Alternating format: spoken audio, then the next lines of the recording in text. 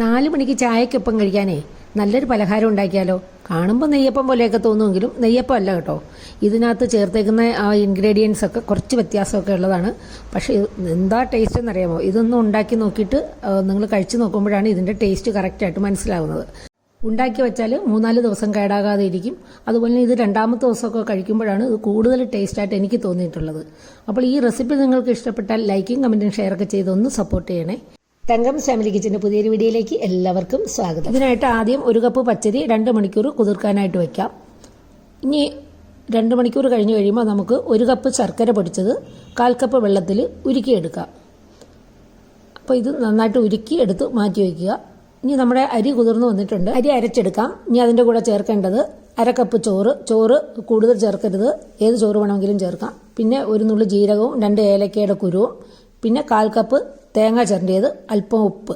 1/4 cup വെള്ളത്തിൽ അരച്ചെടുക്കാം. വെള്ളം വളരെ കുറച്ചൊഴിച്ചിട്ട് വേണം അരച്ചെടുക്കാൻ. ഇതിൽ നമുക്ക് ശർക്കര പാനി ചേർക്കാനുള്ളതാണ്. അരി അരച്ചെടുത്തിട്ടുണ്ട്. ഇനി ഇതിലേക്ക് ചേർക്കുന്നത് ഒരു നല്ലതുപോലെ പഴുത്ത ഒരു ഏത്തപ്പഴമാണ്. നല്ലതുപോലെ പഴുത്ത പഴം തന്നെയാണ് ഇതിന് നല്ലത്. അതൊന്ന് ഉടച്ചെടുത്ത് അതുകൂടി ഇതിലേക്ക് ചേർക്കാം. ഇനി അതിലേക്ക് 2 ടേബിൾ സ്പൂൺ ഗോതമ്പ് പൊടിയാണ് ചേർക്കുന്നത്. ഇതൊരു നല്ലൊരു മയം വരാൻ വേണ്ടിയിട്ട് ചേർക്കുന്നതാണ്. എല്ലാം കൂടെ അരച്ചെടുത്ത് ഒരു ബൗളിലേക്ക് മാറ്റാം. ബൗളിലേക്ക് മാറ്റിയ ശേഷം ഇനി നമ്മൾ ഉരുക്കി വെച്ചിരിക്കുന്ന ശർക്കര പാനി കൂടി ചേർത്ത് ഒന്ന് ഇളക്കി യോജിപ്പിക്കാം. ഇനി ഇതിലേക്ക് 4 ടേബിൾ സ്പൂൺ റവ ചേർക്കുന്നുണ്ട്. വറുത്ത റവയാണ് ഞാൻ ചേർക്കുന്നത്.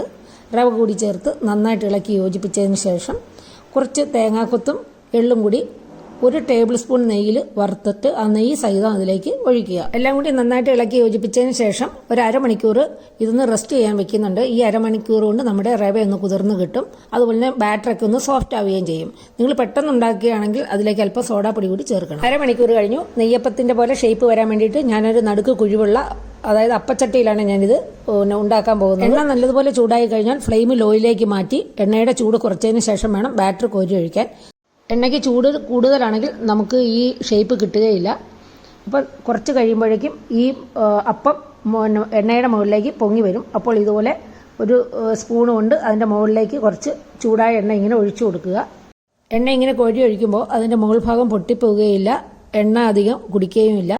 നമ്മൾ മാവ് കോരി ഒഴിക്കുമ്പോൾ ശ്രദ്ധിക്കാനുള്ളത്, ആ തവിയിലുള്ള മാവ് കുറേശ്ശെ ഇങ്ങനെ ഒഴിച്ച് ആ മാവ് തീരുന്നത് വരെ അങ്ങനെ ആ ഫ്ലോ മുറിയാതെ ഒഴിക്കണം. ഇപ്പോൾ ഈ വീഡിയോയിൽ കണ്ടില്ലേ, അതുപോലെ ഇങ്ങനെ ഒഴിച്ചിട്ട് എന്നിട്ട് വേണം നമ്മൾ തവി മാറ്റാൻ. അങ്ങനെ എടുക്കുകയാണെങ്കിൽ ഇത് അതിൻ്റെ മുകൾ ഭാഗം പൊട്ടിപ്പോകാതെ നല്ലപോലെ വീർത്ത് വരും. നെയ്യപ്പത്തിനും ഇതുപോലെ തന്നെയാണ് ഉണ്ടാക്കേണ്ടത്. അപ്പോൾ ഇതും നമ്മൾ മാവ് കോരി ഒഴിക്കുമ്പോൾ അത് മുറിയാതെ, അതായത് അതിൻ്റെ ഫ്ലോ മുറിയാതെ വീഴുന്ന രീതിയിലുള്ള മാവ്, അതൊരു ദോശമാവിൻ്റെ പരുവം, അതാണ് കറക്റ്റ്.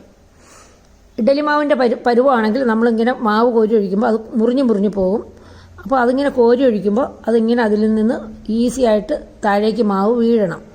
അപ്പോൾ വെള്ളം കൂടിപ്പോകാനും പാടില്ല. വെള്ളം കൂടിപ്പോയാലും എണ്ണ പിടിക്കും. നിങ്ങൾ നെയ്യപ്പം ഉണ്ടാക്കുമ്പോഴും ഇങ്ങനെ തന്നെയാണ് വേണ്ടത്.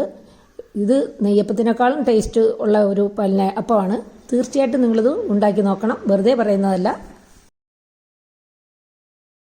ഇതുണ്ടാക്കി കഴിയുമ്പോൾ അല്പം കട്ടി തോന്നുമെങ്കിലും കുറച്ച് സമയം കഴിയുമ്പോഴേക്കും ഇത് സോഫ്റ്റ് ആയിട്ട് വരും. അങ്ങനെ നമുക്ക് ഇതെല്ലാം ഉണ്ടാക്കിയെടുക്കാം. 250 ഗ്രാമിൻ്റെ ഒരു കപ്പിലാണ് ഞാൻ ഈ അരി എടുത്തിരിക്കുന്നത്. അതേ കപ്പിൽ തന്നെയാണ് 1 കപ്പ് ശർക്കര എടുത്തിരിക്കുന്നത്. പിന്നെ ബാക്കി അളവുകളെല്ലാം പറഞ്ഞതുപോലെ തന്നെ എടുക്കുക. നല്ല സൂപ്പറായിട്ട് നമുക്ക് ഉണ്ടാക്കിയെടുക്കാം. ഏത്തപ്പഴം നല്ലതുപോലെ പഴുത്ത് തന്നെ എടുക്കാൻ ശ്രദ്ധിക്കുക. ഈ ഏത്തപ്പഴം, നെയ്യ്, തേങ്ങാക്കൊത്ത്, ഗോതമ്പ് പൊടി, റവ, അരിപ്പൊടി, തേങ്ങ ഇതെല്ലാം കൂടെ ചേർന്ന് വരുമ്പോഴുണ്ടല്ലോ സൂപ്പർ ടേസ്റ്റാണ്. തീർച്ചയായിട്ടും ഒന്ന് ഉണ്ടാക്കി നോക്കണം. അപ്പോൾ മറ്റൊരു നല്ല റെസിപ്പിയുമായി വരുന്നവരെ stay healthy and happy. Thank you.